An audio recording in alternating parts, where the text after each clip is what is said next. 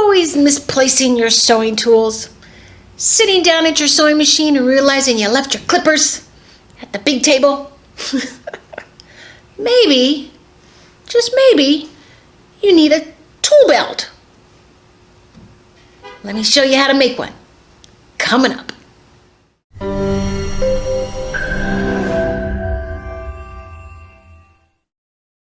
Hey, Shawnelle here, bringing you weekly videos to help you get better and better with your fashion sewing and be more creative too. So be sure to subscribe and hit that notification bell so you won't miss out on any new videos.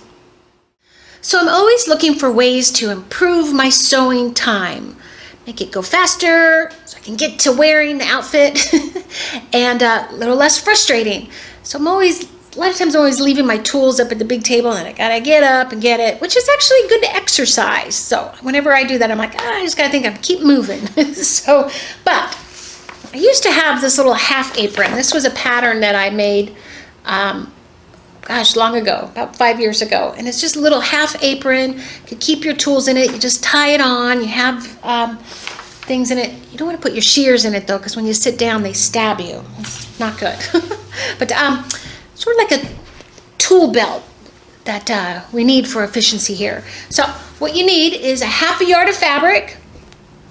You can get this cute little sewing type fabric over at Joann's. I found this so cute. Then I have a double fold bias tape. You need 1.5 yards of this, and it's just a double fold. Just gonna lap over this. So simple to make. I have the instructions and the pattern in the link below. So here's the instructions and the pattern, which is just 4 pieces of paper you print out, tape it together, and then you're on your way. So let me show you how to make it. Okay, first just tape the pattern pieces together. Just 4 of them. It's really easy to connect. And you cut out the line like that. There we go. And we have piece of fabric folded in half, right side or wrong sides together, doesn't matter. Just the length grain, that's pretty important in this apron. So we got the selvage is right here, which is following the length grain. I'm sure you saw that. Selvage is right here. You're following the length grain going up and down. This is that one, because that's when you're putting the tools in, you want the stronger grain. I'm just gonna line that up.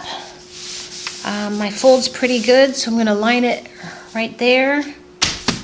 Pin it down real quick. Just in a couple spots. You can put weights on it. Whatever works. Cut this out. So you're going to have 2 pieces.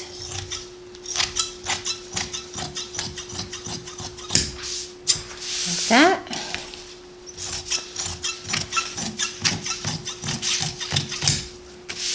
And then we're going to sew these together. Okay, we have our pattern cut, and then we're just going to be sewing straight down one side, pivoting, going across, going back up. So it's just 3 sides, just about a ½ inch seam allowance is all you need. Make sure these are all matched up right. And I'm going to go and sew this the 3 sides. You're going to leave the top part, this all open, then we'll be turning it right side out. Right. All right, got it stitched. Clip the corners. You don't want this to be bulky. It's going to be, there's a part, I'll show you. And turn it right sides out. Kind of get this all right here. Just like a little purse. Sort of like a pillow without an ending part here.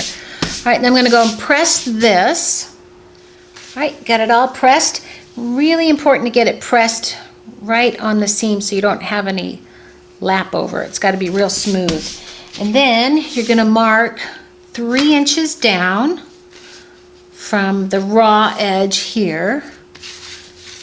And that is going to tell us where to fold our other part up. So just 3 inches, and this part gets folded up here, like that. Then you're gonna go and stitch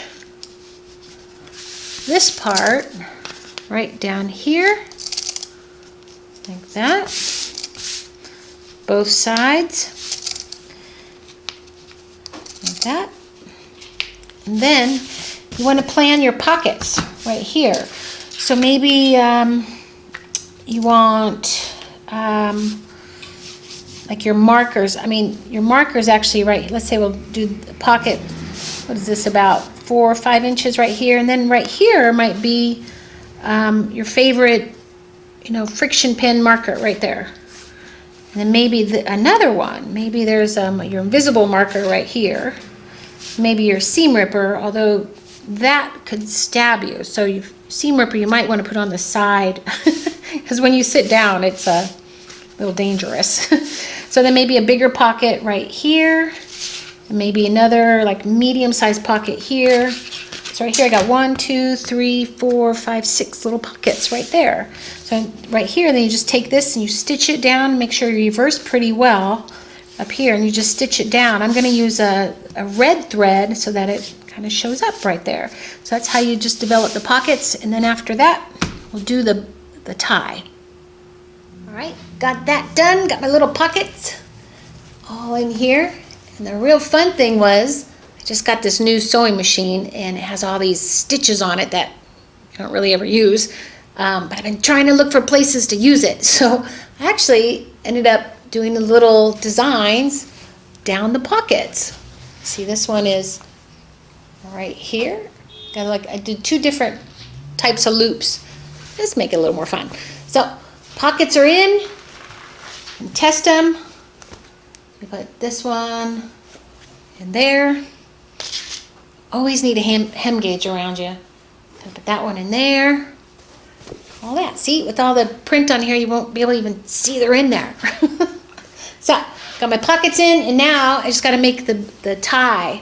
How you do that is bias tape right here. Real simple. Just the double fold, and just I'm going to find the center right here, and I'm going to put the center right over the center of this, and just stitch it down like that. So I'll show you how to map that out. All right, now I just got to attach the bias tape to the apron. And first you want to find the center of your apron and put like a little tiny notch right there. It's also got 2 layers here. You could base this down, but it's sticking pretty well. And then I found the center of my bias tape, like the half of it, so that the ends are really even. And then I'm just going to put this over that first fold right there. I'm just going to line it up there, and then wrap that over, pin it. And I'm going to be pinning in the direction I'm going to sew. So I'm going to be sewing starting up here and coming down. Make sure that these are right up to that fold, not past it and not under it. You want it to be really straight. Just put lots of pins there.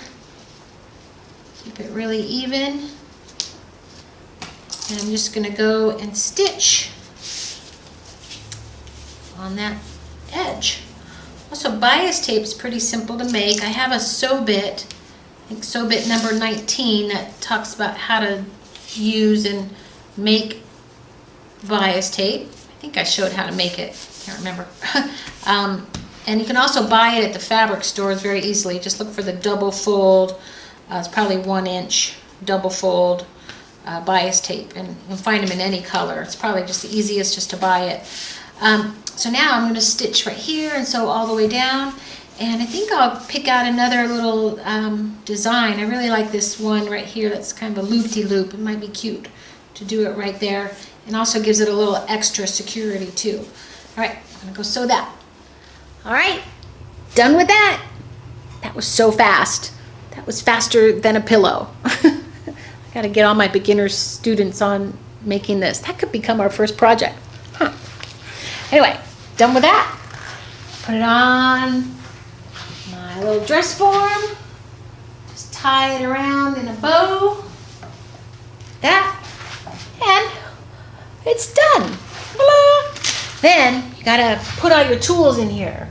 So seam rippers only go if you have a cover, because if you put it here, ooh, it fell down there, and you sit, it's gonna hurt.